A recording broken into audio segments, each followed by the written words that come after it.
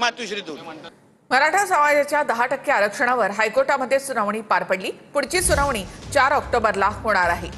राज्यामध्ये 28% मराठा समाज आणि त्यातील 25% मराठा समाज हा गरीब आहे। सरकारतर्फे महाधिवक्ता सराफ यांच्याकडून हा युक्तिवाद करण्यात आला आहे।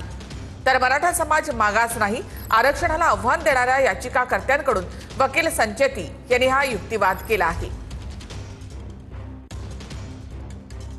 तर मराठा आरक्षणावर हायकोर्टामध्ये आज काय युक्तिवाद झाला ते आपण पाहूया। राज्यामध्ये 28% मराठा आणि त्यातील 25% मराठा समाज हा गरीब आहे असं महाधिवक्त्यांनी कोर्टामध्ये युक्तिवाद करताना म्हटलंय। मराठा समाज मागास नाही, अनेक मराठा श्रीमंत आणि आर्थिकदृष्ट्या सक्षम आहेत असं प्रदीप संचेती यांनी म्हटलेलं आहे। सक्षम असण्याची व्याख्या कोणती? प्रदीप संचेती यांच्या दाव्यावर न्यायाधीशांनी हा सवाल केलाय। मराठा समाजामधील अनेकांकडे पक्की घरं, मग ते मागास कसे, असा सवाल प्रदीप संचेती यांनी केलाय।